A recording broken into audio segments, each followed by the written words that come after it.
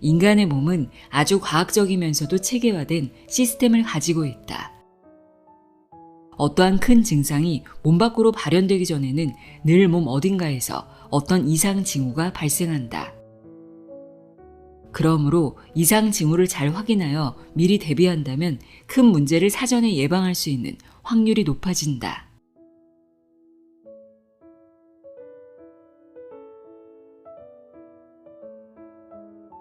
안녕하세요. 나의 소리책갈피 소리내어 읽다입니다. 뇌혈관이 막히거나 터지는 질환을 뇌졸중이라고 하죠. 뇌졸중이라는 단어보다 중풍이라는 단어가 더 익숙한 분들도 계실 겁니다. 전 세계적으로 단일 질환 사망원인 1위이자 우리나라 60세 이상 사망원인 1위가 뇌졸중이라고 하는데요.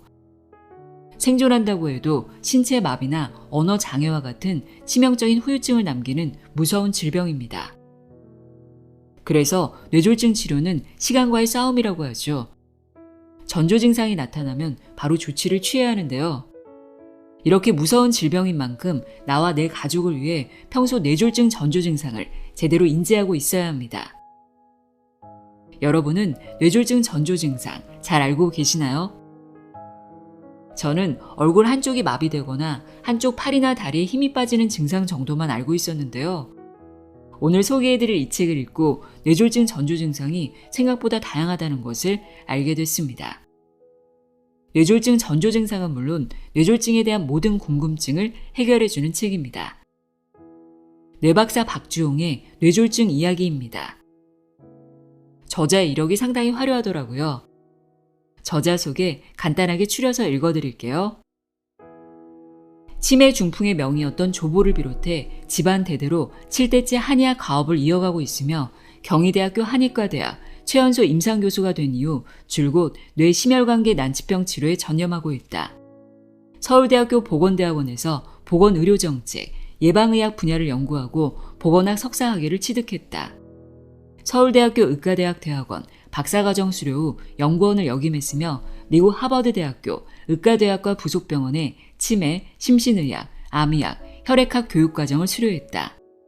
세계 최고 수준의 의학적 지식과 다양한 학문적 교류, 선진의학의 도입을 통해 치매, 파킨슨병, 뇌졸중 등 난치성 뇌질환에 대한 끊임없는 연구를 토대로 국내 최초로 마음과 뇌와 몸을 함께 아우르는 소울 하버드 333 통합치료를 개발하여 국내 의료계와 언론 매체에 큰 반향을 일으켰으며 지속적으로 임상 연구에 전념하고 있다.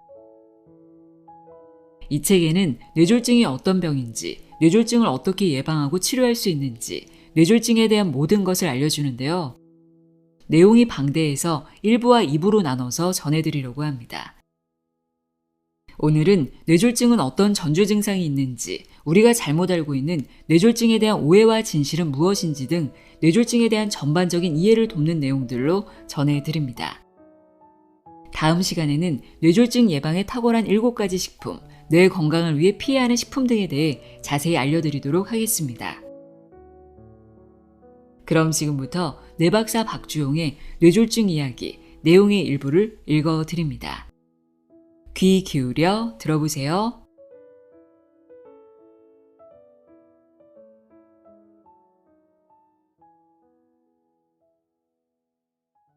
뇌졸중 이해하기.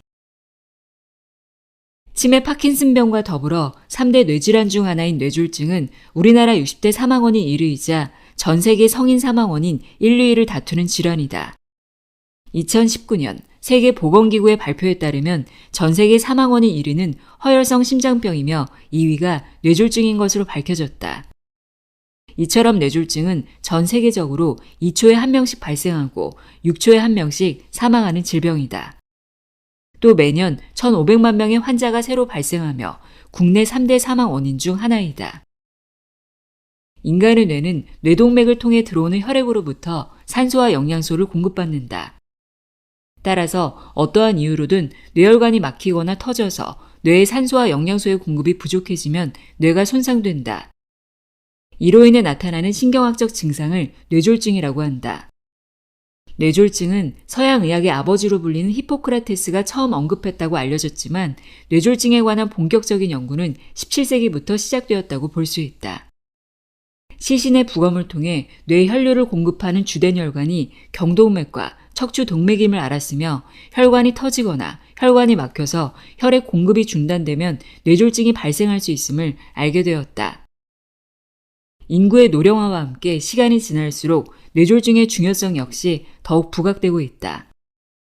건강보험 심사평가원에 따르면 2019년도 1년 동안 뇌졸중으로 진료받은 환자 수는 약 61만 3,824명인 것으로 나타났다. 또 대한신경과 학회에 따르면 연간 뇌졸중 환자의 수는 2015년 약 17만 명에서 2020년 약 21만 명까지 증가하였으며 이 중 매년 2만 명에서 3만여 명이 뇌졸중으로 사망한 것으로 나타났다. 더불어 2030년에는 약 30만 명, 2040년에는 약 40만 명까지 매년 1만 명씩 뇌졸중 환자의 수가 증가할 것으로 예측했다. 일반적으로 뇌졸중을 겪는 주 연령대는 50대 이후의 중장년층이다. 그런데 최근 연구에 따르면 뇌졸중이 발생하는 연령대가 계속해서 낮아지고 있다고 한다. 여기서 연령대가 낮아지는 이유는 유전과 더불어 음주, 흡연, 식습관, 스트레스 등 생활습관 전반에서 오는 다양한 문제일 확률이 높다. 특히 서구화된 식습관이 젊은이들과 깊은 연관성을 보일 수 있다. 뇌졸중은 성인의 후천적 장애를 일으키는 가장 큰 원인으로 알려져 있다. 보건복지부에 따르면 2020년 기준 우리나라의 전체 인구 중 약 5.1%가 장애를 가지고 있는 것으로 나타났다. 또 한국보건사회연구원에 따르면 우리나라의 장애인 중 대부분이 후천적 장애인이며 그 주된 원인은 질병이고 그 질병 중 20% 이상이 뇌졸중인 것으로 나타났다. 이처럼 뇌졸중은 한 사람의 인생에 아주 심각한 후유증을 남기는 무서운 질병이다. 뇌졸중은 치매와 함께 건강한 사람들도 평소에 가장 많이 신경 쓰는 질병 중 하나이다. 다른 질병들도 마찬가지지만 걸리게 되면 자신뿐만 아니라 가족에게도 큰 피해를 끼친다고 생각하기 때문이다. 한의학에서 말하는 뇌졸중.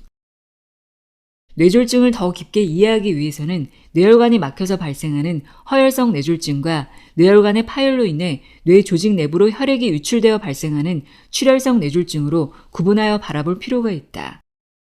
그 전에 먼저 한의학에서 바라보는 뇌졸중을 한번 점검하고 넘어가면 좋을 듯하다. 한의학에서는 뇌졸중을 중풍 혹은 이를 줄여서 풍이라고 지칭한다.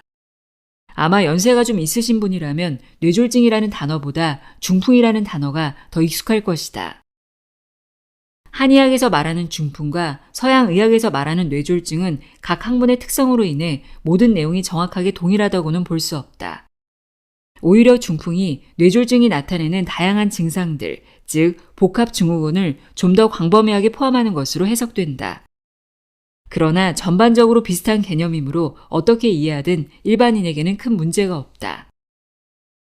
한의학에서 중풍의 증상은 태풍과 같은 바람에 맞은 형태이며 뇌졸중은 뇌가 갑자기 적중되었음을 의미한다.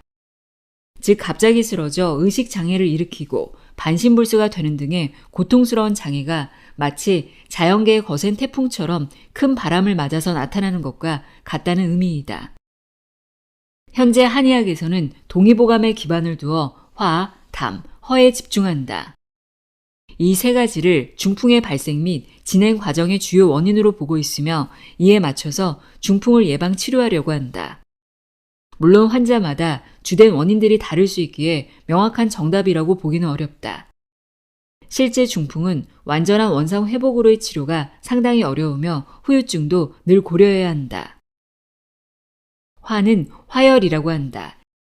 일상에서 흔히 말하는 화병과 비슷한 개념으로 생각하면 이해가 쉽다. 일반적으로 정신적, 육체적 스트레스에서 생기는 우라 증세를 일컫는다. 일반적으로 지나친 스트레스와 신경 과민으로 인해서 발생한 열이 위로 상승하여 뇌 혈관뿐만 아니라 가슴, 등, 명치 부위에 영향을 미친다. 즉 신장 위에 있는 내분비 기관인 부신에서 급성 스트레스의 반응에 분비되는 물질인 코르티솔을 대량으로 분비하는 상황으로 볼 수 있다. 담은 체액이 병적으로 변화한 것을 의미한다. 앞서 화열에서 언급했던 급성 스트레스 증상으로 인해 비정상적인 수분의 저류가 발생하면서 습담 증상으로 이어지는 것을 말한다. 쉽게 말해 몸속 수분의 진액이 정체되어 혈액순환의 저하로 이어져 뇌 혈관의 순환을 막는 것이다. 또한 담이 몸 안에 있으면 먹는 양과는 상관없이 잘 붓고 살이 잘 찌면서도 붓기와 살이 잘 빠지지 않는다. 허는 피로하고 원기가 부족한 상태를 말하며 허증이라고도 부른다. 만약 우리의 몸속에 허증이 있으면 혈액순환 장애, 활력 저하, 무력감 등을 포함해 몸의 에너지 자체가 떨어지게 된다. 노년층에서 중풍이 주로 발생하는 이유 중 하나가 바로 몸의 면역력과 질환에 대한 방어 능력을 가리키는 원기가 떨어지는, 즉 허증 상태가 접하기 쉬워지기 때문이다. 허증에 빠지면 혈색이 없어지고 어지러우며 눈이 피로하여 불면증 경향을 자주 보인다. 그리고 이 상태가 지속될수록 가슴과 머리에 답답함과 통증이 찾아오면서 숨이 짧아지고 약해진다. 심할 경우 혼절도 경험하게 된다. 허혈성 뇌졸중과 출혈성 뇌졸중. 혈관이 막혀서 발생하는 허혈성 뇌졸중. 허혈성 뇌졸중은 혈관이 막힘으로써 혈관에 의해 산소와 영양분을 공급받던 뇌의 일부가 손상되어 나타나는 증상으로 뇌경색과 일과성 허혈 발작 모두 일컫는 말이다. 먼저 뇌조직이 손상되어 회복 불가능한 상태에 이르렀을 때를 뇌경색이라고 말한다. 이때 뇌경색은 전체 뇌졸중 환자의 약 80% 이상에 해당한다. 그 다음 뇌연류 감소에 의해 뇌기능에 어떠한 이상이 발생하였으나 적절한 치료 및 관리를 통해 일정 이상의 뇌혈류가 재공급되어 뇌조직의 괴사 없이 뇌 기능이 회복되는 것을 일괄성 허혈 발작이라고 한다. 허혈성 뇌졸중은 크게 뇌혈전증과 뇌색전증으로 구분하여 원인을 찾을 수 있다. 먼저 뇌혈전증은 고혈압, 흡연, 당뇨, 고지혈증 등의 위험인자로 인해 뇌에 혈액을 공급하는 혈관에 동맥경화증이 발생하여 뇌혈류가 차단될 때 발생하는 증상이다. 여기서 동맥경화란 혈관의 가장 안쪽에 있는 내막에 콜레스테롤이나 중성지방이 쌓여 혈관이 좁아지고 딱딱하게 굳어지면서 막히는 현상을 말한다. 경화부의 궤양, 부종, 출혈 등으로 인해 혈류가 느려지기 때문에 발생한다고 여겨질 뿐 아직까지 동맥경화로 혈전이 생기는 메커니즘의 정확한 이유는 밝혀지지 않았다. 한편 뇌혈관의 변화는 중뇌동맥의 혈관에서 가장 많이 일어났으며 그 다음 전대뇌동맥, 후대뇌동맥 순으로 일어났다. 또한 60세 이상의 혈압이 높은 사람에게서 주로 발생하는데 두통, 현기증뿐만 아니라 편측 마비, 언어장애, 의식장애 등의 조기 증상을 보이는 편이다. 뇌혈전증의 주요 특징으로는 갑자기 발생해도 질환의 고통이 극에 달할 때까지 어느 정도의 시간이 걸린다는 것이며 마비의 발현도 서서히 일어난다는 것이다. 물론 아주 가끔 뇌혈전증으로 갑자기 사망하는 경우도 있지만 뇌출혈과 달리 하루 이내에 사망하는 경우는 거의 드문 편이다. 뇌색전증은 심장부동맥, 심부전 등과 같이 심장에서 혈관 내 응고물인 혈전이 생성되어 뇌로 향하는 혈관을 막음으로써 발생하는 질환이며 간혹 지방 또는 종양세포 등이 막혀 문제가 발생하기도 한다. 보통 혈액 응고는 출혈이 생겼을 때 지혈하는 역할을 한다. 하지만 혈관 내에서 발생하는 혈액 응고는 생명에 지장을 줄 정도로 큰 문제가 될 수 있다. 하수도관에 아주 큰 돌이 끼어있는 모습을 떠올려 보자. 이 경우 돌과 하수도관 사이로 물이 비집고 흘러나올 수 있으나 일정 시간이 지나면 더 이상 빠져나갈 틈이 없어 비집고 흘러나올 수 없게 된다. 게다가 심한 경우 오히려 역류해버릴 수도 있다. 이처럼 우리 몸의 혈관이 막혀 발생하는 색전은 주로 중대 뇌동맥에서 가장 많이 발생한다. 특이한 점이라면 일반적으로 노년층보다 중장년층에서 주로 발생하며 대부분 심장질환을 가진 사람의 합병증으로서 나타난다는 것이다. 또한 이러한 뇌색전증은 뇌출혈에 비해 사망률이 낮다고 알려졌으나 갑자기 발작을 시작하여 단 1분 이내에 증세가 심화되기도 하며 심할 경우 심장병으로 사망하기도 한다. 한편 혈액순환 장애 정도에 따라 완전 허혈과 부분 허혈로 나눌 수 있다. 먼저 완전 허혈은 뇌혈관의 혈액순환이 완전히 차단된 상태를 말한다. 하수도관에 끼인 큰 돌로 인해 물 한 줄기 빠져나올 수 없는 상태인 것이다. 그리고 이때 뇌가 손상되는 현상을 뇌경색이라고 한다. 그 다음 부분 허혈은 완전 허혈보다 빠르게 뇌혈류를 복원시켜주면 뇌세포의 사망을 막을 수 있는 상태를 말한다. 보통 뇌경색이 한번 발생한 부위는 그 기능을 되살릴 수 없지만 부분 허혈로 인한 손상은 차후 기능을 회복할 여지를 둔다. 혈관이 터져서 발생하는 출혈성 뇌졸중. 출혈성 뇌졸중은 어떤 이유로 뇌혈관이 터짐으로써 뇌 안에 피가 고여 발생하는 뇌 손상을 말한다. 보통 뇌혈관이 출혈을 일으키면 해당 부위의 혈액 공급이 차단되는데 그로 인해 뇌신경이 손상될 뿐만 아니라 혈액이 뇌 속에 고이면서 뇌 조직을 압박하게 된다. 앞서 허혈성 뇌졸중이 하수도관에 큰 돌이 끼어있는 상태였다면 출혈성 뇌졸중은 하수도관이 겨울철 내내 꽝꽝 얼어있다가 서서히 녹는 게 아닌 갑자기 펑하고 터지는 상태로 이해하면 된다. 이러한 출혈성 뇌졸중의 대표 질환으로는 뇌출혈이 있으며 뇌출혈은 크게 뇌내출혈, 지주막하 출혈, 경막하출혈로 나눌 수 있다. 우리의 몸은 뇌졸중 신호를 미리 보낸다. 인간의 몸은 아주 과학적이면서도 체계화된 시스템을 가지고 있다. 어떠한 큰 증상이 몸 밖으로 발현되기 전에는 늘 몸 어딘가에서 어떤 이상 징후가 발생한다. 그러므로 이상 징후를 잘 확인하여 미리 대비한다면 큰 문제를 사전에 예방할 수 있는 확률이 높아진다.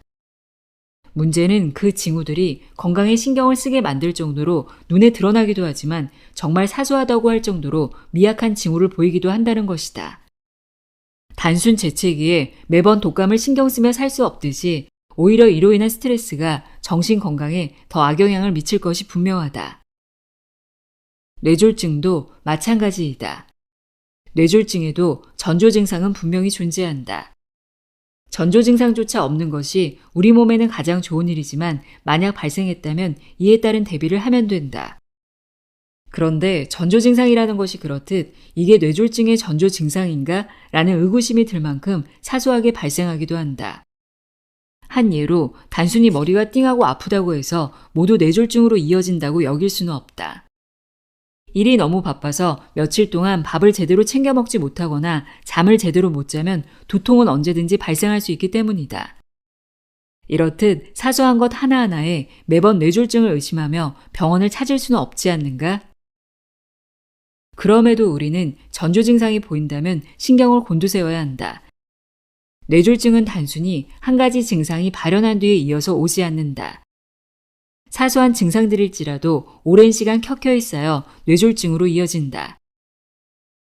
이와 관련하여 본격적인 이야기를 나누기 전에 한방공공보건평가단에서 제시한 중풍자가 진단표를 체크해 보길 권한다.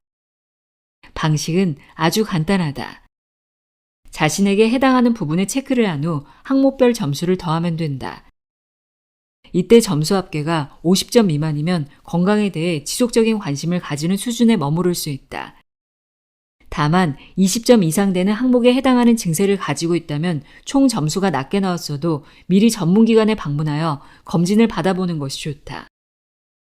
또한 50에서 70점 사이의 점수일 경우에도 뇌졸중이 발생할 가능성은 충분하며 합계 점수가 70점 이상일 경우에는 뇌졸중이 발생할 수 있는 체질을 가졌다고 볼 수 있으므로 하루빨리 전문기관에 방문하여 검진을 받아볼 것을 권한다.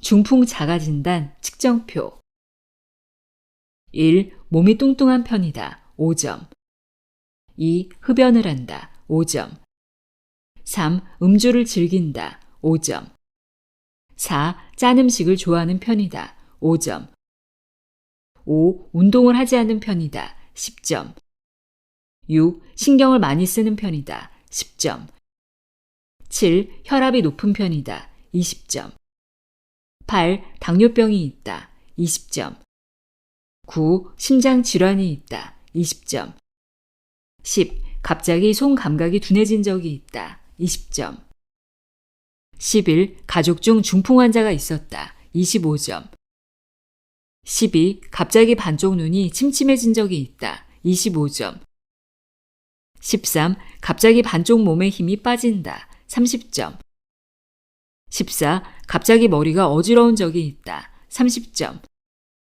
15. 채식보다 육류를 즐긴다. 5점. 16. 커피와 인스턴트 음식을 즐긴다. 5점. 17. 피로를 자주 느낀다. 5점. 18. 양약을 장기 복용하고 있다. 5점. 19. 성격이 급한 편이다. 10점. 20. 변비가 있다. 10점. 21. 콜레스테롤이나 중성지방 수치가 높다. 20점. 22. 동맥 경화증이 있다. 20점. 23. 몸 한쪽이 갑자기 저린 적이 있다. 20점. 24. 피부나 근육이 당기는 듯하다. 20점. 25. 혈액순환이 잘 안 된다. 25점. 26. 갑자기 심한 두통이 나타난다. 25점. 27. 갑자기 발음이 어두워진 적이 있다. 30점. 28. 몸이 한쪽으로 자꾸 기우는 듯하다. 30점. 뇌졸중 전조 증상 파헤치기. 뇌졸중의 대표 전조 증상은 갑자기 말을 하지 못하거나 무슨 말인지 알아듣기 힘들며 한쪽 팔이나 다리에 힘이 없거나 감각이 없고 저려오는 것이다. 또 갑자기 심하게 머리가 아프거나 어지러우면서 한쪽 눈이 흐릿하거나 잘 보이지 않기도 한다. 여기서 중요한 것은 뇌졸중의 증상은 갑자기 찾아온다는 것이다. 실제 뇌졸중의 전조 증상은 일시적으로 갑자기 발생했다가 좋아지는 방식으로 나타날 때가 많아서 뇌졸중을 알아차리기란 쉽지가 않다. 미국 학계에서는 FAST라는 문자를 활용하여 뇌졸중의 증상을 일반 사람들에게 홍보하고 있다. 뇌졸중은 빠른 응급조치가 필수인데 FAST는 뇌졸중 증상을 바로 인지하여 빨리 응급실을 방문해야 한다는 의미로 뇌졸중의 대표적인 증상인 페이스, 한쪽 얼굴의 마비, 암, 한쪽 팔이나 다리의 마비, 스피치, 말을 이해하지 못하거나 어눌해지는 언어 장애가 갑자기 발생할 경우, 타임, 골든타임, 시간을 다투어 응급실로 내원하는 것이 중요하다는 의미이다. 뇌졸중 자가진단법 패스트 법칙. 페이스, 한쪽 얼굴이 떨리고 마비된다. 암, 팔다리 힘이 없고 감각이 무뎌진다. S, 스피치, 말할 때 발음이 이상하다. 타임, 증상이 생기면 곧바로 119로 전화한다. 뇌졸중의 전조 증상과 관련하여 허혈성 뇌졸중과 출혈성 뇌졸중으로 분리하여 조금 더 자세히 설명해 보도록 하겠다. 허혈성 뇌졸중의 대표 증상으로는 편측마비, 언어장애, 의식장애, 시각장애, 구음장애 등이 있다. 다만 폐색된 혈관이 뇌 조직의 어느 부위에 혈류를 공급하고 있었는지에 따라서 아주 다양한 형태로 발생한다. 먼저 편측마비란 몸의 한쪽 부위에 근력 저하가 발생하여 운동장애가 일어나는 증상을 말한다. 특별한 통증 없이 한쪽 팔, 다리에 마비가 발생하며 얼굴, 팔다리가 움직이지 않는 상태가 지속된다. 그리고 그 결과 수저나 컵을 손에 제대로 쥐지 못하여 바닥에 떨어뜨리게 된다. 그 다음 의식장애는 누군가 자신을 깨워도 제대로 일어나지 못하고 불러도 눈을 잘 뜨지 못하며 외부 자극에 의해 눈을 뜨기는 하나 앞에 있는 사람이나 사물을 제대로 알아보지 못하는 증상을 말한다. 게다가 이러한 부분이 심화되면 인지불능증으로 감각정보 해석의 장애를 가지게 되는 실인증을 겪게 된다. 실인증은 하나 이상의 감각 기능을 사용하여 물체를 식별할 수 있는 능력을 상실하게 된 장애를 말한다. 그 다음 증상인 언어장애는 상대방의 말을 이해하지만 그에 대한 답을 제대로 하지 못하거나 혹은 상대방의 말을 제대로 이해하지 못해 그에 대한 답을 아예 못하기도 하는 증상을 말한다. 또 말을 하더라도 유창하게 이어지지 않고 더듬거리거나 발음이 부정확할 때가 많다. 그리고 이러한 부분이 심화되면 언어를 이해하거나 구사하는 능력에 장애가 발생하는 실어증으로 이어지기도 한다. 병변의 위치에 따라서 글을 못 읽거나 못 쓰게 될 수도 있다. 그 다음 알아볼 시각장애는 갑자기 한쪽 눈이 안 보이거나 시야의 한 귀퉁이가 어둡게 보이는 증상을 말한다. 대뇌의 가장 뒷부분에 위치한 후두엽에 뇌졸중이 발생하면 반대쪽 시야에서 증상이 나타난다. 마지막 발음장애를 뜻하는 구음장애는 말을 하려고 해도 혀, 목구멍, 입술 등의 근육이 마비되어 정확한 발음을 할 수 없게 되는 증상을 말한다. 간혹 음식을 삼킬 때 장애가 동반되기도 한다. 출혈성 뇌졸중은 일반적으로 어지럼증, 두통과 깊은 연관성을 가진다. 주저앉을 정도로 몸의 중심을 잡지 못하거나 심하게 어지러우며 몸이 한쪽으로 기울어져 제대로 걷기가 힘들어진다. 팔다리에 힘은 있는데 마음대로 움직임을 조절할 수 없게 되는 것이다. 게다가 어지럼증이 동반된 보행장애가 심화되면 몸의 한쪽이 마비되어 움직이지 못하게 될 수도 있다. 또한 출혈의 양에 따라서도 증상이 달라지는데 출혈의 양이 적으면 실신하는 일은 없지만 손발에 힘이 없고 말이 어눌해지면서 입이 돌아가기도 한다.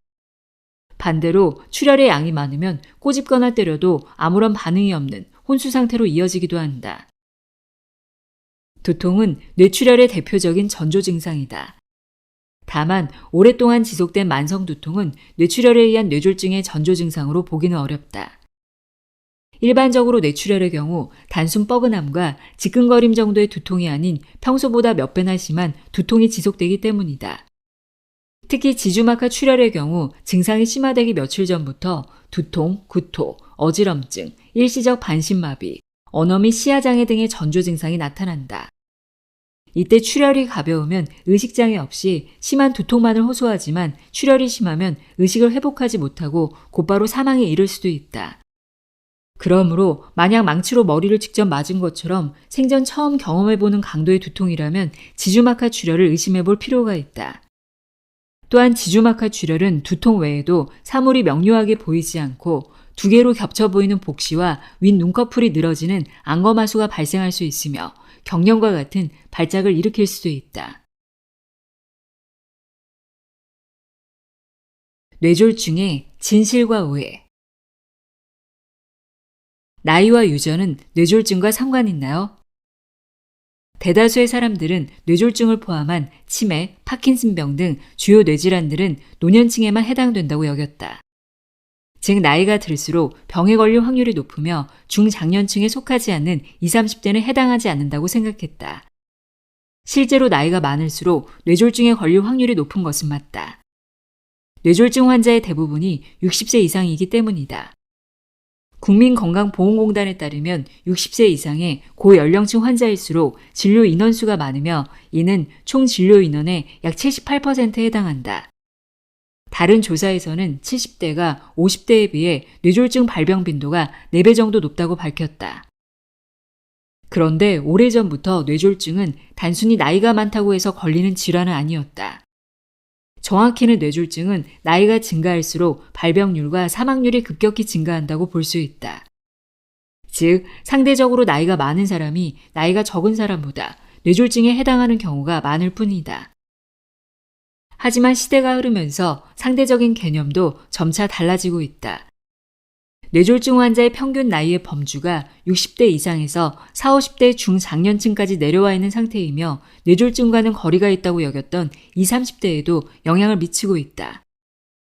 20, 30대가 아직 빨간불은 아닐지라도 적어도 노란불은 켜졌다고 볼 수 있다. 이를 증명하듯 미국 국립보건원에 따르면 1995년과 2012년 사이 뇌졸중 인구는 18세에서 44세 사이 남성에게서 거의 2배로 늘어났으며 뇌졸중 환자의 약 10%가 50세 이하에서 나타나고 있다고 밝혔다. 실제 필자에게 오는 환자 중에서 20, 30대도 적지 않다. 50세 이하의 환자 사이에서 뇌졸중 환자가 증가하는 이유는 여러 가지를 들 수 있지만 가장 주된 이유로 흡연과 비만을 들 수 있다. 70세 이상 뇌졸중 환자들의 주된 요인인 고혈압, 당뇨, 고지혈증, 심방세동 등과는 조금은 다른 요인이다. 흡연과 비만은 뇌졸중을 불러오는 주 요인으로 볼 수 있다. 한 연구에 따르면 45세 미만 남성의 경우 뇌졸중 발생에 흡연의 기여 위험도가 무려 45%로 나타났다. 기여 위험도가 45%라는 것은 45세 미만 남성 뇌졸중 환자 100명 중 45명은 뇌졸중의 발병 원인이 흡연이라는 것을 의미한다. 또한 일상의 식습관 및 운동습관과 직접적인 연관성을 가지는 비만은 나이와는 상관없이 뇌졸중을 불러오는 주된 위험 요소이다. 여기서 중요한 점은 나이가 젊어도 흡연과 비만 요인에 속하는 사람이라면 뇌졸중에 걸릴 확률이 높아진다는 점이다. 그렇다면 나이가 든 사람이 흡연, 비만 요인에 속한다면 어떨까? 결론은 불보듯 뻔할 것이다. 가족력이 뇌졸중에 미치는 영향. 단언할 수는 없지만 가족 중에 뇌졸중을 앓은 사람이 있다면 자신에게도 뇌졸중이 발병할 확률이 있다. 연구에 따르면 1, 2촌 내에 뇌졸중 가족력이 있다면 그렇지 않은 사람보다 발병 가능성이 증가한다고 보았다. 단순히 뇌졸중 증상뿐만 아니라 고혈압, 당뇨, 고지혈증 등 만성질환을 앓고 있는 사람이 있다면 뇌졸중 발병 가능성이 크며 재발률도 높아진다. 왜 남자가 더 뇌졸중에 많이 걸리나요? 통계상 뇌졸중은 여성 환자보다 남성 환자가 더 많다. 2017년 보건복지부 국민건강영양조사에 따르면 50대 이상 전체 인구의 1.8%가 뇌졸중을 진단받았는데 그중 남성의 발병률이 여성에 비해 2배 정도 높은 것으로 나타났다. 이러한 원인으로 뇌졸중을 유발하는 대표 요인인 고혈압, 흡연, 과음 등을 들 수 있다. 현재까지는 여성보다 남성이 흡연과 음주의 양과 빈도가 더 많으면서 잦은 건 익히 알고 있는 사실이다. 고혈압의 경우 65세 이상에서는 여성의 유병률이 남성보다 높은 편이지만 20세 이상 성인을 대상으로 한다면 남성의 유병률이 여성보다 더 높다는 연구 결과가 있다. 물론 고혈압, 당뇨, 흡연, 과음 등 고위험군 질환이 있는 사람들에게는 뇌졸중 발생 확률이 높기 때문에 성별은 큰 의미가 없을지도 모른다. 남성이 여성보다 뇌졸중을 많이 겪는 이유로 유전자를 들기도 한다. 실제 남자아이들이 여자아이들보다 모든 연령대에서 뇌졸중이 발병할 위험이 크며 사망할 위험도 더욱 높다. 연구자들이 밝힌 유전자의 영향으로는 여성 호르몬인 에스트로겐을 든다. 에스트로겐은 심장질환을 예방하는 효과가 있다고 알려져 있는데 뇌졸중에도 일부 영향을 미친다는 것이다. 이 밖에도 남성의 경우 뇌 손상이나 부상에 쉽게 노출되게 만드는 유전자가 있다는 의견도 존재한다. 그런데 한 가지 주의할 부분은 여성의 뇌졸중은 남성보다 발병률이 낮을 뿐 사망률은 더 높다는 것이다. 즉 여성이 뇌졸중에 걸리면 남성보다 뇌졸중에 대응하는 게 더 취약하다고 유추해 볼 수 있다. 실제로 뇌졸중으로 인해 사망하는 10명 중 6명은 여성이다. 미국 심장협회의 연구에 따르면 미국에서 뇌졸중은 여성 사망 원인의 세 번째에 해당하며 2050년까지 여성 뇌졸중 사망률은 남성보다 30% 높아질 것으로 예상했다.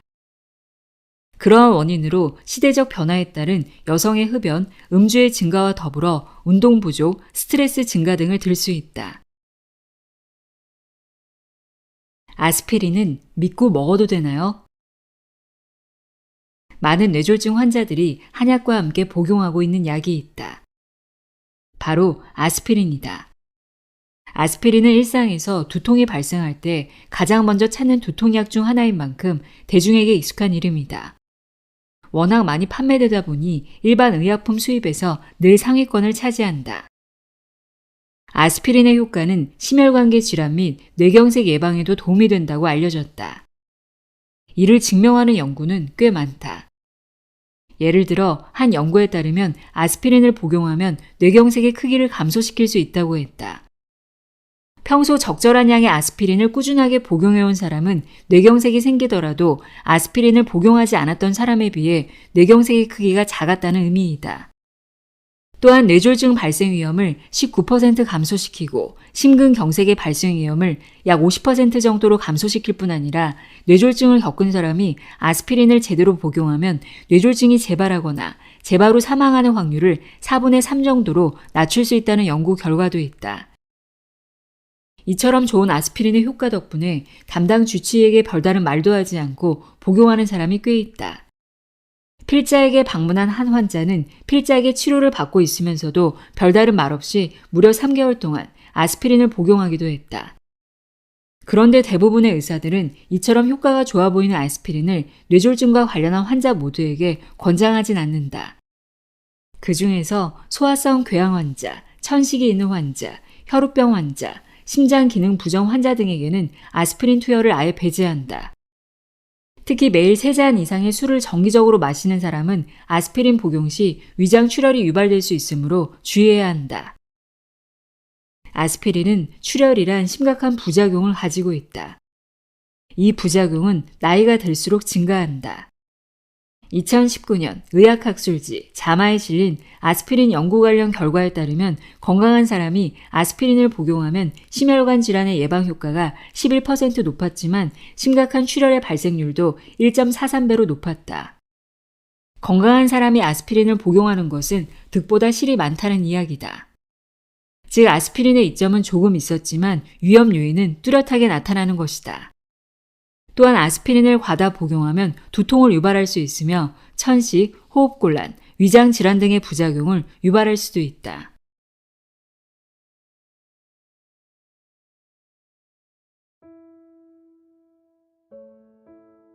뇌졸중이란 거대한 질병을 식생활을 달리하는 것만으로도 어느 정도 회복하고 예방할 수 있다. 뇌에 좋은 영양소를 공급할 식품과 건강한 식습관을 가졌다면 우리는 식을 통해 뇌의 노화를 늦추면서도 뇌졸중을 예방하고 치료할 수 있다.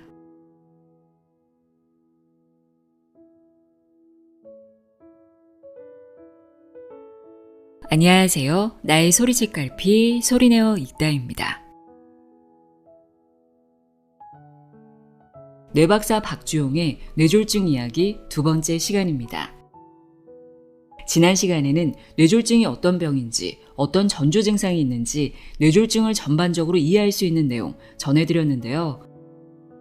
오늘은 뇌 건강에 좋은 식품 성분은 무엇인지, 뇌졸중을 예방하는 식품과 피해야 할 식품에는 어떤 것들이 있는지 알아보는 시간 갖도록 하겠습니다. 뇌졸중을 예방하는 식품이 평소에 우리가 자주 먹는 식품들, 대부분 우리가 즐겨 먹고 있는 식품들이더라고요. 특히 참깨가 좋은데 참깨를 생으로 먹는 것보다 볶은 것이 좋고 그보다 더 좋은 것이 참기름이라고 합니다. 참깨를 비롯해서 어떤 식품들이 뇌졸중 예방에 좋은지, 되도록 피해야 하는 식품은 무엇인지 자세히 알아보도록 하겠습니다. 뇌박사 박주용의 뇌졸중 이야기 내용의 일부를 읽어드립니다. 귀 기울여 들어보세요.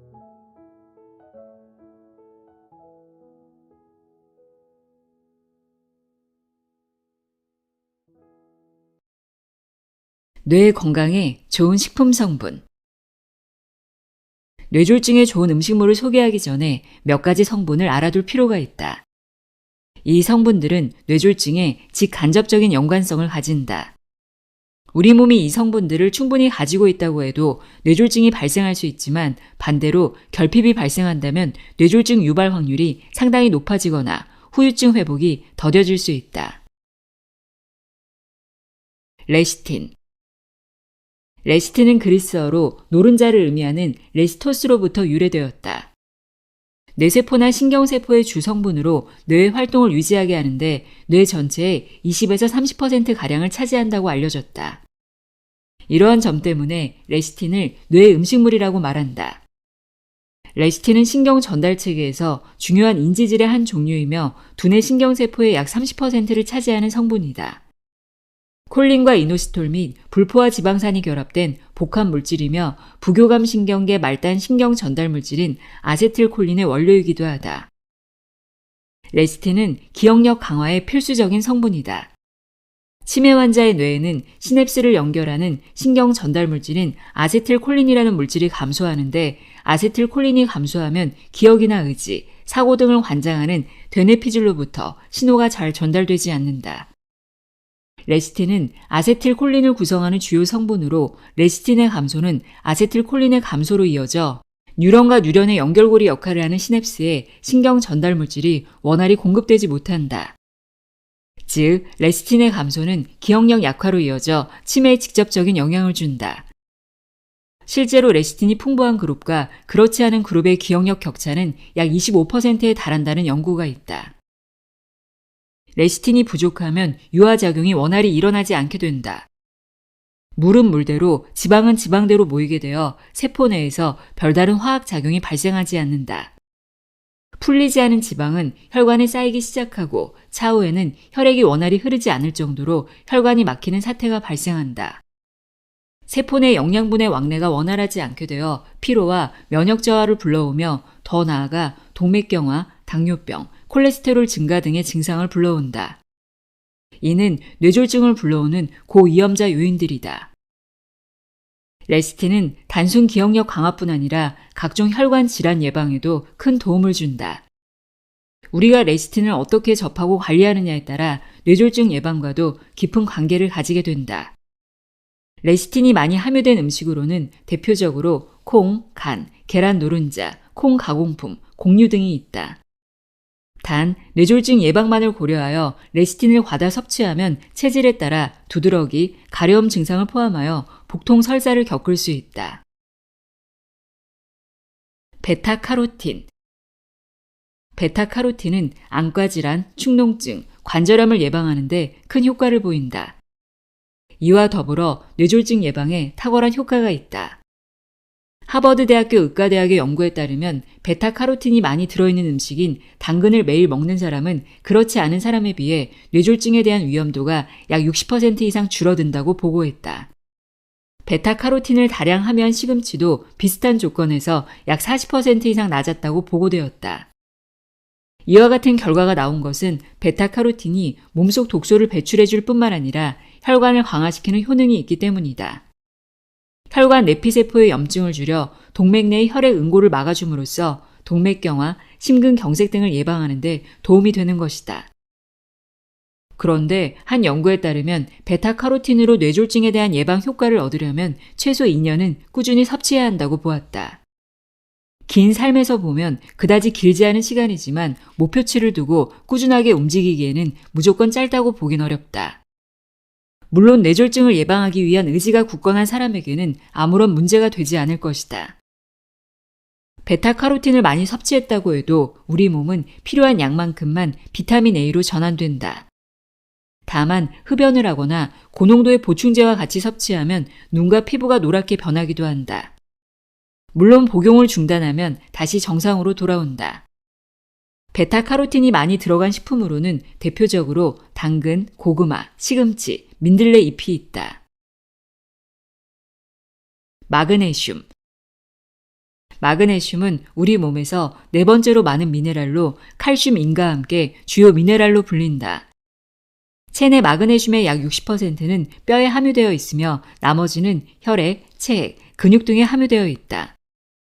몸에서 일어나는 500여 가지의 대사작용에 마그네슘이 필요하므로 신체 거의 모든 세포에 마그네슘이 함유되어 있다고 보면 된다. 마그네슘은 일반적으로 혈당과 인슐린을 조절하고 근육과 신경의 기능을 유지한다.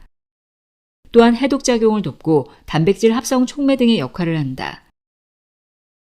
특히 혈당과 인슐린 조절은 뇌졸중과 깊은 관계가 있다. 2012년 미국 임상영양학회지에 실린 연구에서는 마그네슘 섭취와 뇌졸중의 상관관계를 밝혔다. 실험자들은 2년 동안 마그네슘을 섭취했는데 하루에 권장하는 섭취량보다 100mg이 늘어날수록 뇌졸중 위험은 약 8%씩 줄어들었다. 그 이유는 마그네슘이 혈류로부터 당분을 제거하는 호르몬인 인슐린을 방출하게 하여 혈당 조절을 돕기 때문이다. 이로 인해 뇌졸중 유발의 고위험인자 중 하나인 당뇨 발생률이 확연히 줄어드는 것이다. 앞서 실험에서도 마그네슘을 많이 섭취할수록 제2형 당뇨병의 발병률이 낮아졌다. 또한 마그네슘 결핍은 피떡인 혈전을 유발하고 혈전이 아주 커지면 혈관을 막아버린다. 혈관이 막히면 고혈압의 발병률이 높아지고 자연스럽게 허혈성 뇌졸중을 불러오게 된다. 마그네슘이 부족하면 주로 발생하는 게 눈꺼풀이 파르르 떨리는 잔떨림 혹은 금파동증이라 불리는 증상이다. 자신도 모르게 눈꺼풀 떨림 등 무의식적으로 특정 부위 근육이 수축하며 경련을 일으키는 것이다. 그런데 눈떨림 증상은 뇌졸중의 전조 증상 중 하나인 안면신경마비와도 연관성이 있다. 일반적인 잔떨림은 대부분 금방 사라지거나 길어도 한두 달 정도이다. 그런데 눈떨림 증상이 너무 잦으면서 오래 지속된 채 점차 정도가 심해지면 뇌졸중 전조 증상으로도 볼 수 있어 병원 검진을 받아봐야 한다. 마그네슘이 풍부한 음식으로는 견과류, 호박씨, 참깨, 시금치, 오징어, 굴, 옥수수, 현미밥 등이 있다. 그런데 마그네슘은 편식하지 않더라도 충분한 섭취가 어려운 성분이다. 이런 경우에는 식약처 인증을 받은 마그네슘 관련 건강기능식품을 권장량에 맞추어 섭취하는 것도 한 방법이 될 수 있다. 마그네슘과 동시에 칼슘, 아연 등을 보충할 수 있는 건강기능식품을 섭취하는 것도 부족한 성분을 채우는 방법이 될 수 있다. 레시틴, 베타카로틴, 마그네슘 성분을 제외하고도 뇌 건강에 좋은 영향을 미치는 성분들이 많다. 그중 대표적인 것으로 셀레늄은 뇌졸중, 암, 협심증 등 3대 질병을 예방하는 대표적인 항산화 미네랄이다. 항산화란 산화의 억제를 의미하는데 세포의 산화는 곧 세포의 노화를 의미한다. 셀레늄은 혈관에서 혈액이 응집되는 것을 막아 뇌졸중, 협심증 등 뇌심혈관계 질환을 방지하는 역할을 한다. 뇌졸중을 예방하는 7가지 식품. 뇌졸중은 단일 인자에 의한 질환이 아닌 복합적인 요소들의 총체적 질환에 가깝다. 그렇기에 어떤 식품 하나만 먹는다고 해서 뇌졸중이 예방되거나 치료되진 않는다. 그러나 혈액을 맑게 하고 콜레스테롤을 낮추고 면역에도 도움이 되는 식품들을 꾸준하게 섭취한다면 뇌졸중 예방과 회복의 확률을 높일 수 있다. 하지만 그렇게 범위를 좁힌다 하더라도 뇌졸중에 도움이 되는 식품이 너무 많다는 게 문제이다. 시중에 알려진 뇌졸중 예방식품만 해도 100여 가지에 가까울 것이다. 고민 끝에 뇌졸중의 예방과 회복에 도움이 되는 식품 7가지를 소개하려 한다. 참깨. 한의학에서 참깨는 흑지마, 호마 등으로 불린다. 참깨는 맛은 달고 성질은 평하다. 간과 콩팥을 보호하고 오장을 촉촉하게 하며 심장을 강화하고 어혈을 풀어주는 효과가 있다. 참깨에는 리놀레산, 리놀레이산, 세사민 등의 성분이 다량 함유되어 있는데 이는 혈액 내 콜레스테롤 수치를 줄이며 피부 점막의 회복을 돕는다. 그 중에서도 세사민은 혈관 이완과 혈류량 증가를 돕는 산화질소 생성을 촉진하고 혈관 수축 물질의 생성을 낮춰 혈압 강화에 상당히 효과적이다. 이러한 항산화 성분들은 근육과 뼈를 튼튼하게 할 뿐 아니라 체력 회복에도 큰 도움을 준다. 이러한 참깨의 효능을 빗대어 효마자라고도 하는데 노부모에게 참깨를 드리면 효도한다는 의미를 가지고 있다. 동의보감 탕해편에서 수천 가지 약재와 식품 중에서 가장 처음으로 등장하는 이유일 것이다. 참깨는 생으로 먹는 것보다 볶으면 항산화력이 더욱 높아진다. 실제로 참깨보다 참깨를 가공하여 만든 참기름의 세사미놀 함량이 더욱 풍부하다. 미국 고혈압 학회의 연구에 따르면 고혈압 환자에게 참기름이 효능이 있다고 밝혀졌다. 고혈압 환자가 매일 참기름 35g을 섭취한 결과 최고혈압이 166에서 134로 최저혈압은 101에서 84.6으로 떨어졌다. 양파. 양파는 5대 영양소인 탄수화물, 단백질, 지방, 비타민, 무기질 함량이 그렇게 높지 않다. 그럼에도 건강에서 늘 빼놓지 않고 언급되는 이유는 피를 맑게 하여 혈관 질환을 예방하기 때문이다. 양파에는 알리신, 퀘르세틴, 페쿠친, 플라보노이드 등과 같은 성분이 많은데 이들은 혈액이 굳는 것을 억제하여 혈액을 원활하게 흘러가게 하며 강력한 항산화 작용을 통해 혈관벽을 튼튼하게 해준다. 특히 퀘르세틴은 양파 속보다 껍질에 60배가량 더 함유되어 있다고 한다. 중국에서 기름기 있는 음식이 상당히 많음에도 불구하고 동맥경화, 뇌졸중 등 성인병 발병률이 낮은 원인으로 양파를 언급하는 이유도 여기에 있다. 또한 양파의 풍부한 아미노산은 몸속 독소 배출에 효과적이며 섬유질이 많아 장 속에 유익한 박테리아가 증식할 수 있도록 돕는다. 양파를 두고 식료 본초에는 속을 따뜻하게 하고 음식을 잘 소화시킨다는 기록이 있다. 양파를 가열하면 유아 프로필이라는 성분은 줄어들지만 가열 정도에 따라 트리슬피드라는 성분과 세피엔이라는 성분으로 변해서 이들 성분이 혈압을 내리는 역할과 콜레스테롤이나 중성지방의 콜레스테롤 수치를 낮추는 작용을 한다. 검정콩. 콩은 한자어로 대두라고 한다. 열매의 크기와 색깔에 따라 여러 가지로 나뉘는데 종류와 상관없이 여러모로 건강에 좋은 식품이다. 그 중에서도 검정콩은 약콩이라고 불릴 만큼 몸에 좋은 효능을 많이 가지고 있다. 한의학에서 검정색은 콩팥의 기운을 강하게 하는 색으로 인식된다.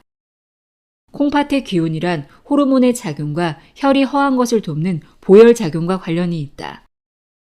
동의보감에 따르면 몸에는 오장육부에 적이 쌓여 있는데 적이 쌓이면 안 좋은 결과를 초래하게 된다고 한다. 이때 적을 흩어주는 효능을 하는 것이 검정콩이다.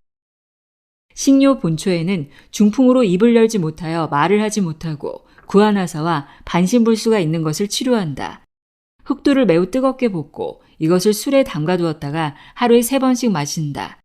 이것을 두림주라고 한다. 라고 기술되어 있다. 또한 식물성 단백질과 식이섬유가 많아 혈관 내 콜레스테롤을 배출시켜 각종 혈관 질환에 도움을 준다. 한 연구에 따르면 일반 콩과 비교했을 때 노화 방지 성분이 4배나 많다고도 하는 만큼 성인병 예방에 큰 효과를 보인다. 버섯. 버섯은 대표적인 저칼로리, 고단백질 식품으로 몸의 면역력을 높여 각종 질환을 억제하는 역할을 한다. 버섯류에 들어있는 다당류는 활성산소가 발생하는 것을 억제하는 효력이 있어 세포의 노화를 예방하고 암세포를 막는다. 버섯에는 면역 증강 작용을 가진 베타글루칸이 많아 우리 몸의 콜레스테롤을 낮추면서 면역력을 높인다. 베타글루칸은 혈당치를 떨어뜨리고 혈액을 맑게 하여 혈압을 조절하는 효능이 있다. 특히 신진대사가 떨어지고 몸을 방어하는 면역력이 떨어지는 겨울철에 더욱 효과가 있다. 그중 대표적으로 표고버섯, 송이버섯, 잎새버섯을 권장한다. 동의보감에서 표고를 마고라고 하여 성질이 평하여 차고 따뜻함의 중간이며 맛은 달며 독이 없다고 했다. 신을 즐겁게 하고 위를 열어주며 토하고 설사하는 것을 멈추게 한다고 했다. 송이버섯은 솔기운을 받으면서 돋는 것으로 버섯 가운데 제일이라 평하였다. 콜레스테롤 수치를 떨어뜨리고 혈액순환을 좋게 하는 성분이 있어서 동맥경화, 당뇨병, 고지혈증에 효과가 있다. 특히 햇볕에 말린 송이버섯은 비타민 D 덩어리라 할 만큼 영양분이 많아 면역력을 키운다. 잎새버섯은 대중이 잘 모르는 버섯인데 필자는 향은 송이요, 맛은 잎새라고 자평한다. 베타글루칸 함유량이 압도적으로 많은데 송이버섯의 약 2배로 알려져 있다. 면역세포가 약해지면 자극을 주어 활성화시키고 혈당치가 상승하는 것을 막는다. 마늘. 마늘은 미국 타임즈가 선정한 세계 10대 건강식 중 하나인 만큼 풍부한 영양소를 가지고 있다. 강한 냄새를 제외하고 100가지 이로움이 있다고 하여 일의 백리라고도 불린다. 마늘은 보양 효과가 뛰어나게 높으며 항균작용, 항암작용, 소염작용이 뛰어나다. 마늘은 한의학의 기미론에서 신혼한 약성이 있어서 항과 습을 없애주고 육류를 소화하는 힘이 크다. 마늘은 대중적으로 항암 작용이 가장 높은 식품으로도 널리 알려져 있다. 중국의 상민이가 편찬한 항암 본초에는 마늘 추출액이 생쥐의 복수암, 유선암, 간암 등의 암세포를 억제하는 비율이 무려 70에서 80%가 된다고 했다. 마늘에는 알리신과 셀레늄이란 성분이 다량 함유되어 있다. 알리신은 강력한 살균 작용과 면역력 강화에 도움을 주며 셀레늄은 호흡 과정에서 체내로 들어온 산소가 대사되는 과정에서 생성되며 세포막을 손상시키고 우리 몸이 자연적으로 회복되는 것을 방해하는 물질인 활성산소를 줄여주는 역할을 한다. 배. 배는 수분 함량이 85% 이상으로 높다. 식이섬유가 많아 서양식 식생활로 인해 발생할 수 있는 대장암, 유방암, 비만 관련 암 등의 발생 확률을 줄이는 데 도움이 된다. 기관지에 좋은 루테올린 성분이 들어있어 기침을 먹게 하고 가래를 없애준다. 한의학에서는 배를 이라고 한다. 배는 맛은 달고 시큼하며 성질은 평하고 독이 없다. 동의보감에는 배를 두고 그 성질이 따뜻하며 몸속의 열과 독소를 없애주고 딱딱하게 굳은 종기와 종양의 소인을 제거한다고 기재되어 있다. 배는 열을 치료하는 효능이 있어 열병으로 진액이 손상되어 가슴이 답답하고 갈증을 일으킬 때와 소 갈증의 갈증을 멈추게 한다. 위장에 열이 쌓여 생긴 변비 증상에도 개선 효과를 보인다. 또한 한의학에서 암의 원인으로 알려진 어혈과 비정상적인 체액을 뜻하는 담음을 없애는 효능이 있어 몸속에 노폐물을 배출하는 데 도움이 된다. 당나라의 맹선이 편찬한 식료 본초에는 배를 두고 중풍으로 갑자기 말을 못하는 환자에게 배를 집을내어 자주 먹인다고 되어 있다. 배는 자체적으로 서늘한 성질을 가지므로 몸이 찬 사람이나 폐나 위장 점막의 건조감을 개선시키려면 배를 찌거나 데쳐 먹으면 도움이 된다. 특히 자연산 돌배에는 재배하는 배에 3배에서 5배의 약효가 있다고 알려져 있다. 토마토. 유럽에는 토마토가 익는 계절에는 의사 얼굴이 파랗게 질린다는 속담이 있다. 즉, 토마토가 질환을 예방하고 치료하는 데 뛰어나므로 의사가 별다른 할 일이 없다는 뜻이다. 토마토에는 강력한 항산화 물질인 라이코펜과 플로보노이드, 루틴, 퀘르세틴 등이 풍부하다. 특히 라이코펜은 천연 색소 성분인 카로티노이드의 한 종류로 활성산소를 제거하는 효과가 비타민 E의 100배, 베타카로틴의 2배나 된다. 이로 인해 뇌로 향하는 혈관의 혈전 생성을 막아주며 암세포의 성장 속도를 느리게 만든다. 루틴 성분은 혈관을 튼튼하게 하고 혈압을 내리는 역할을 한다. 한의학에서는 열이 나면서 갈증이 나거나 더위를 먹어 속이 답답하면서 열이 날 때 토마토가 적합하다고 본다. 또한 고혈압, 심장병, 간병 등에도 효과를 보인다. 단 토마토는 성질이 차서 몸이 차면서 생리통이 있는 여성, 비위가 찬 사람에게는 잘 권하지 않는다. 또한 익지 않은 토마토는 먹으면 어지럼증, 구토 등을 유발할 수도 있다. 올바른 식습관을 확립해야 한다. 예로부터 식은 약을 넘어 만병통치약이라고 불렀다. 한의학에서는 의식동원이라고 하여 의학과 음식은 같은 뿌리라고 보았다. 음식만 잘 먹어도 뇌를 비롯한 온갖 질병을 예방하고 치료할 수 있다는 의미와 크게 다를 바 없다. 이를 반대로 말하면 올바르지 못한 식습관은 뇌졸중 등 뇌질환의 위험을 불러오는 중요한 요인 중 하나라는 의미이다. 이러한 이유로 사람들은 어떠한 질병을 예방하거나 혹은 질병에 걸려 치료의 단계에 접어들면 식생활부터 바꾸려 노력한다. 자신의 기존 식생활이 질병과 관련해서 그다지 올바르지 않음을 잘 알고 있기 때문일 것이다. 그러나 이마저도 쉽지 않다. 대부분 작심삼일에 그치고 만다. 질병을 예방하기 위해 뇌에 좋은 음식을 먹고 좋은 식습관을 가지려 해도 길지 않은 시간 내에 기존 식습관으로 돌아온다.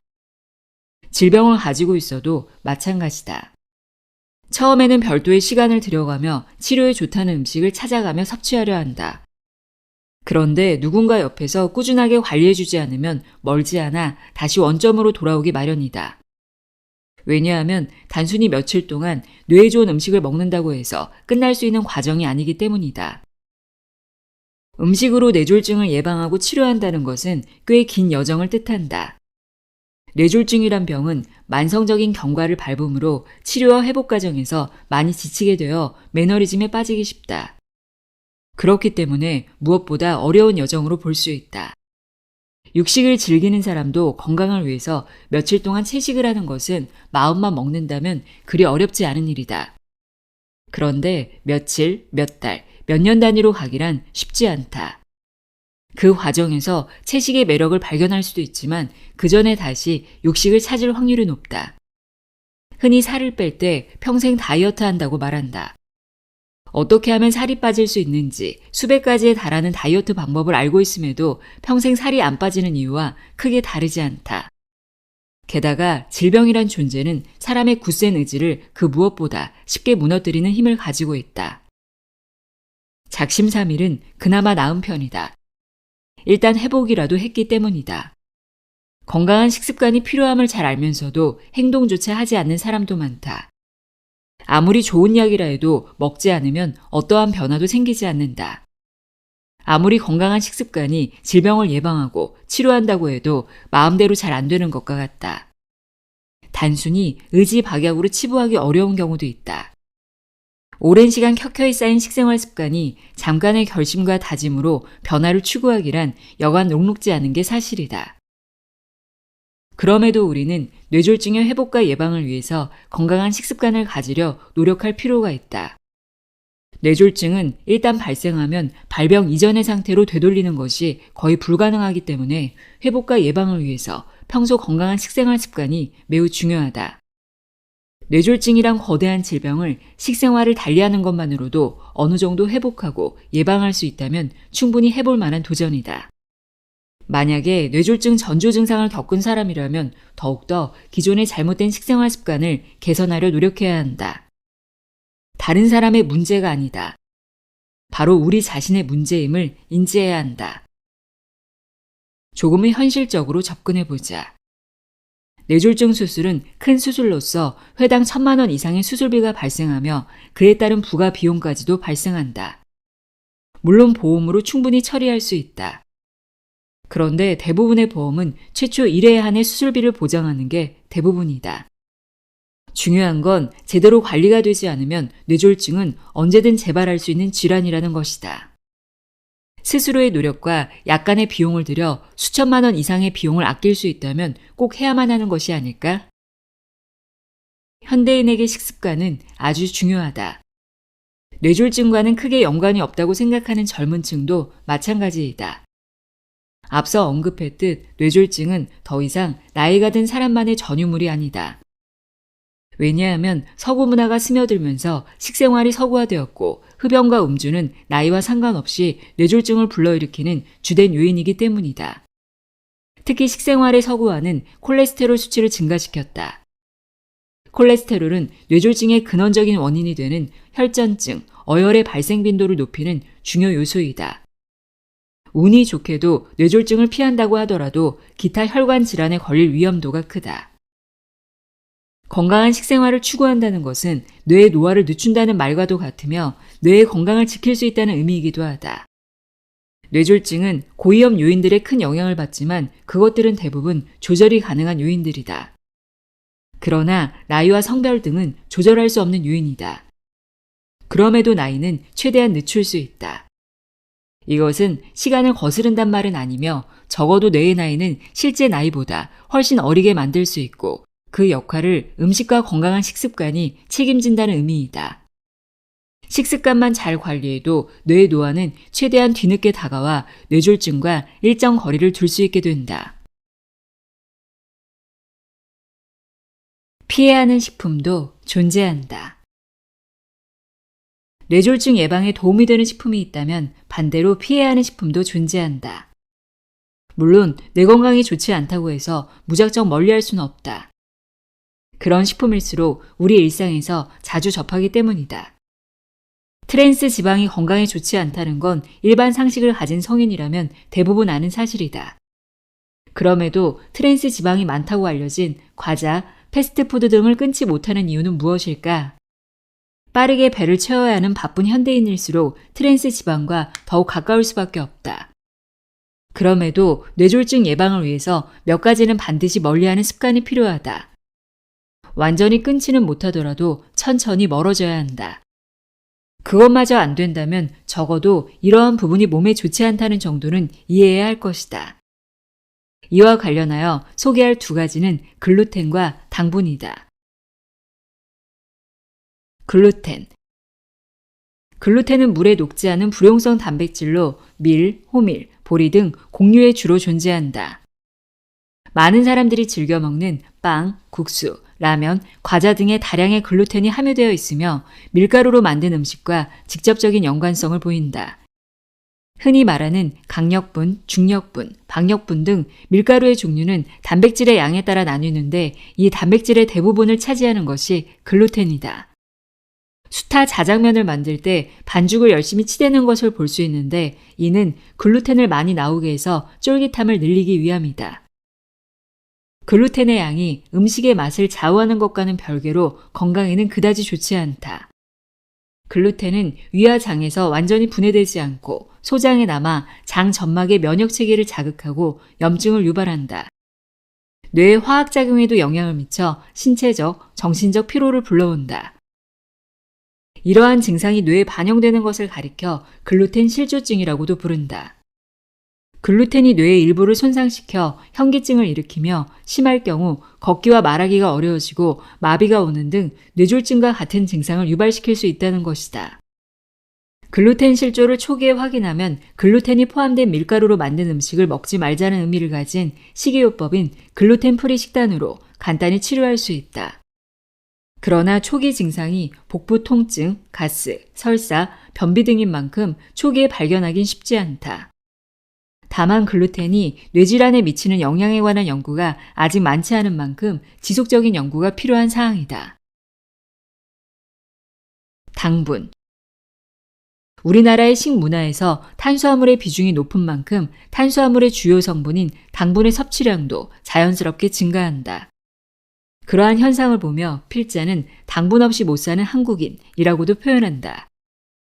식품의약품안전처에 따르면 2013년 기준으로 한국인의 1일 평균 당류 섭취량은 72.1g이라고 했다.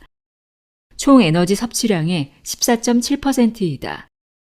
이는 세계보건기구와 식품의약품안전처가 권하는 성인 하루 당류 섭취량의 약 1.5배에 이르는 양이다.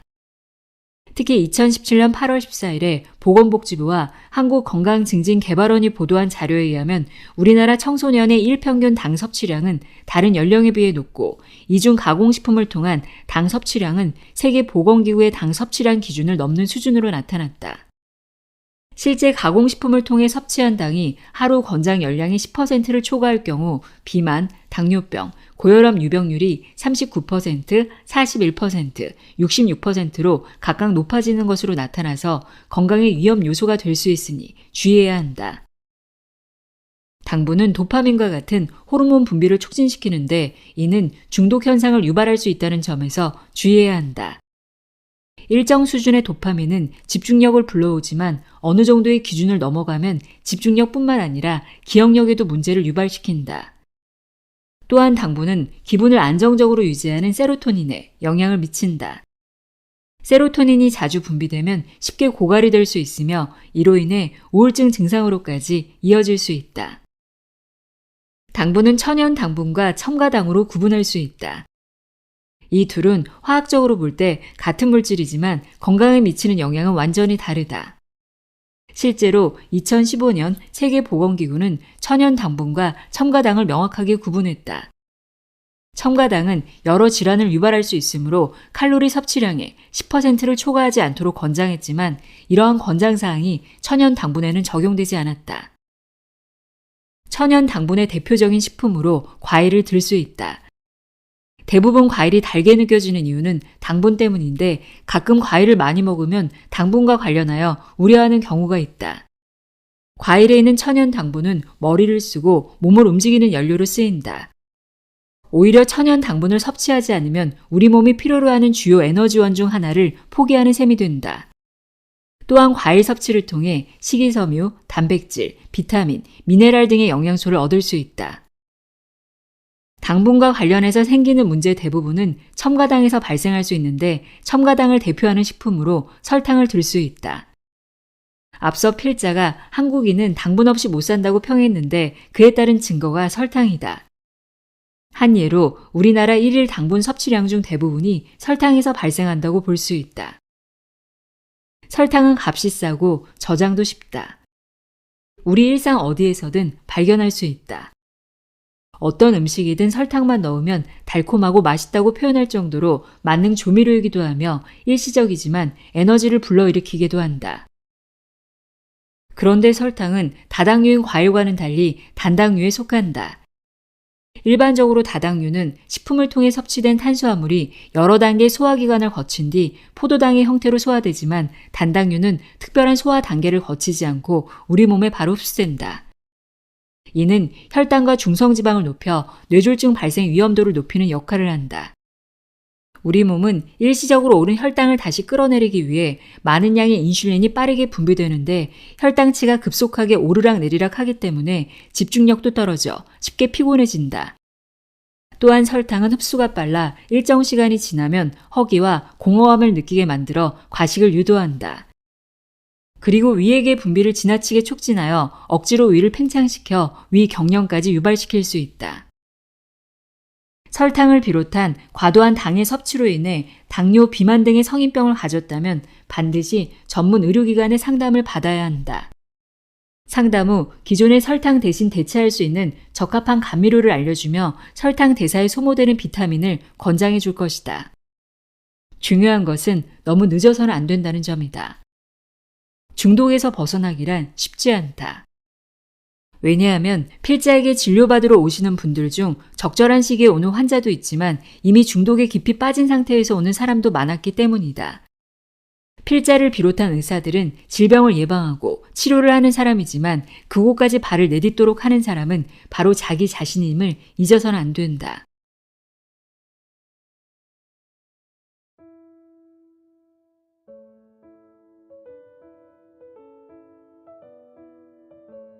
뇌박사 박주홍의 뇌졸중 이야기 읽어드렸습니다. 음식은 약이 아니기 때문에 한두 번 먹는다고 바로 효과가 나타나진 않죠. 뇌졸중에 좋은 식품은 즐겨 먹고 피해야 할 식품들은 되도록 멀리하는 건강한 식습관을 가져야겠습니다. 오늘도 함께 해주셔서 고맙습니다.